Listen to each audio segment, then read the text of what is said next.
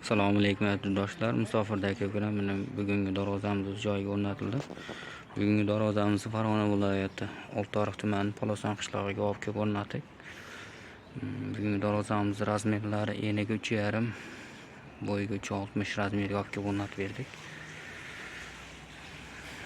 1.8 bir qavatli tekis ishlardan bo'ldi. Buni materiallarini aytib o'tsak, stoykalarimiz 8x2 bo'ldi.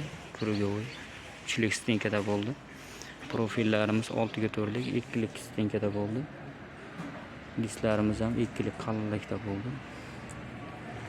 Mana bu toki mana bu mayda juda chaspagimiz ham 2likdan bo'ldi.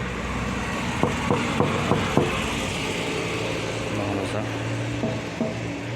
qalin bo'ldi. Zamoklarimiz zubur zamok. Ranglarimiz mo'kir rangda bo'lib chiqdi. Juda chiroyli bo'lib chiqdi. Oddiy skromniy bo'lib.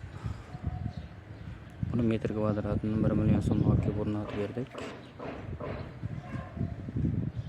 Juda chiroyli chiqdi.